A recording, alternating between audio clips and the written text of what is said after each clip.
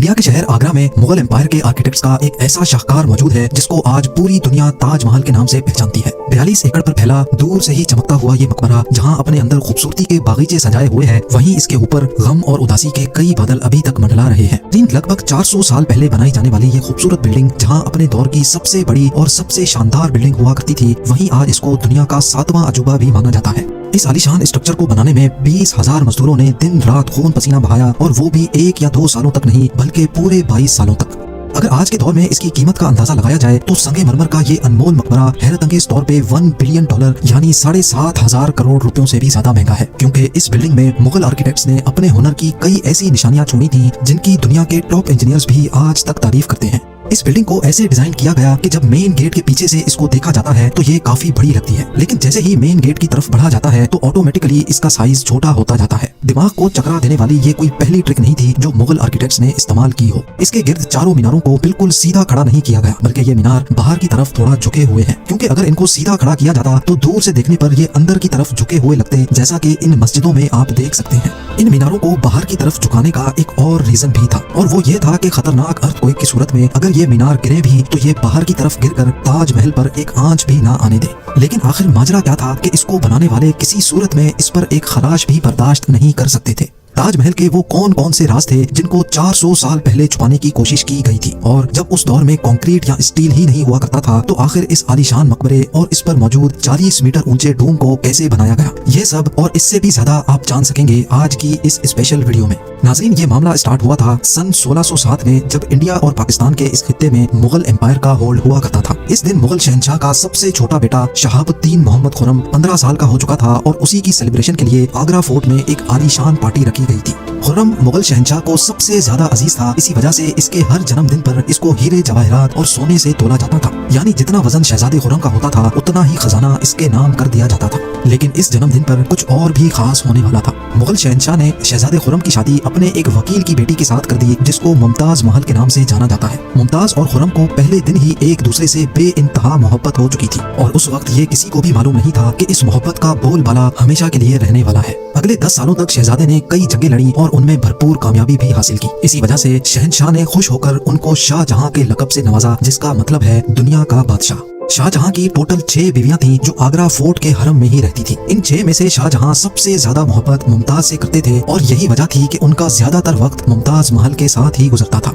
वक्त तेजी से गुजरता जा रहा था, और 4 सालों के बाद यानी 1621 में मुगल शहंशाह अचानक चल बसे। शाहजहां जो पहले ही मुगल एम्पायर में खासा फेमस हो चुका था और जो शहंशाह का चहीता बेटा भी था, 1628 में यानी बाप की मौत के 7 सालों बाद उसने शहंशाह की गद्दी संभाल ली। पूरी मुगलिया सल्तनत अपने नए शहंशाह से बेहद खुश नजर आती थी। ये वो पीरियड था जब मुगल एम्पायर अपने पूरे उरूज पर थी, यानी पूरे इंडिया पाकिस्तान के साथ साथ अफगानिस्तान के भी कई हिस्सों में मुगलिया सल्तनत का राज हुआ करता था। सारे फैसले शाहजहां खुद करता था, जबकि मुमताज महल पीछे रहकर शाहजहां को मशवरे दिया करती थी। लेकिन किसी को भी इस बात का इल्म नहीं था कि ये खुशियां अनकरीब मातम में बदलने वाली हैं। गद्दी संभाले अभी 1 ही साल गुजरा था कि एक बार फिर से मुगल एम्पायर को दुश्मनों का सामना करना पड़ा। अगले 2 साल जंग चलती रही और शाहजहां को इस जंग में भी भरपूर कामयाबी नसीब हुई। लेकिन शाहजहां अभी इस कामयाबी का जश्न मनाते कि उनको एक अफसोसनाक खबर से आगाह किया गया। मुमताज महल जो कि शाहजहां के 14वें बच्चे को जन्म दे रही थी, उसकी हालत बिगड़ गई और 17 जून सन 1631 को वो ना चाहते हुए भी इस दुनिया से चल बसी। पूरी मुगलिया सल्तनत का जश्न देखते ही देखते मातम में बदल गया। ये खबर जो शाहजहां पर आग बनकर गिरी थी, उसने तो जैसे इनकी दुनिया ही खत्म कर डाली। शाहजहां की सबसे पहली मोहब्बत और उनकी सबसे अजीज बीवी मुमताज महल इस दुनिया से रुखसत हो चुकी थी। कहा जाता है कि इस गम की परछाई ने शाहजहां को काले अंधेरों में धकेल दिया था। अगले 8 दिनों तक उन्होंने कुछ नहीं खाया, और अगले 2 सालों तक ना कोई मौसीकी सुनी और ना ही परफ्यूम लगाया। मुमताज महल ने मरने से पहले एक आखिरी ख्वाहिश की थी। वो चाहती थी कि उनकी कब्र दुनिया के सबसे खूबसूरत मकबरे में बनाई जाए। इस टास्क को और मुमताज महल की आखिरी ख्वाहिश को पूरा करने के लिए शाहजहां ने अपनी सारी दौलत और पूरी जिंदगी वक्फ करने का इरादा कर लिया। मुमताज के गुजरने के 6 माह बाद यानी 1632 में ही ताजमहल की कंस्ट्रक्शन का काम शुरू कर दिया गया। करीब 20,000 से भी ज्यादा मजदूर, पत्थर तराश और कारीगरों को पूरी सल्तनत से इकट्ठा किया गया। लश्करों के लश्कर शाहजहां के हुक्म पर आगरा बुलवा लिए गए थे।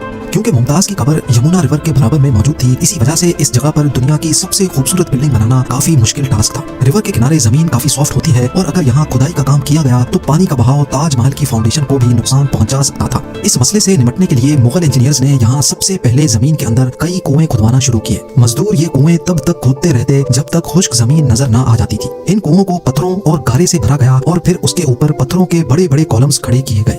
इस सारे काम को अंजाम देने के लिए मजदूरों के साथ साथ हाथियों की एक बहुत बड़ी फौज को भी इस्तेमाल किया गया। मुगल इंजीनियर्स की ये ट्रिक काम कर चुकी थी और अब एक ऐसी मजबूत फाउंडेशन तैयार थी जो नरम जमीन पर भी फौलाद बनकर खड़ी थी। फाउंडेशन के बाद अब बारी थी एक ऐसे बिल्डिंग डिजाइन की जो आज से पहले किसी ने भी ना देखा हो। एक ऐसा डिजाइन जो पिछले सारे रिकॉर्ड तोड़ डाले। ताजमहल के डिजाइन का आइडिया शाहजहां ने अपने बाप दादा के मकबरों से लिया था। बाप के मकबरे से मीनारों का आइडिया लिया गया, दादा के मकबरे से बिल्डिंग कोर का आइडिया लिया और अपने अंकल के मकबरे से डोम का आइडिया लिया था। और जब इन सबको कंबाइन किया गया तो एक शानदार और आलीशान डिजाइन उभर कर सामने आया।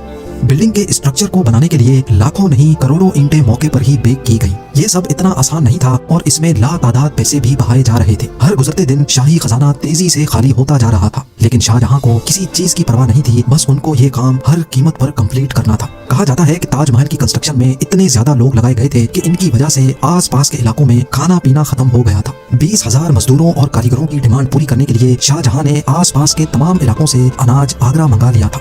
कई सालों की मेहनत के बाद बिल्डिंग का स्ट्रक्चर कंप्लीट हो चुका था और अब बारी थी इसको संगमरमर से सजाने की। ये संगमरमर आगरा से 400 किलोमीटर दूर राजस्थान से मंगाया जाना था, क्योंकि यहाँ का मकराना मार्बल आज तक दुनिया का फाइनेस्ट मार्बल माना जाता है। शाहजहां ने ताजमहल के लिए पूरा मकराना मार्बल रिजर्व कर लिया था, यानी जब तक ताजमहल की डिमांड पूरी नहीं हो पाएगी तब तक किसी को भी ये मार्बल खरीदने की इजाजत नहीं थी। 1000 हाथियों की मदद से हजारों टन वजनी मार्बल राजस्थान से आगरा मंगाया गया।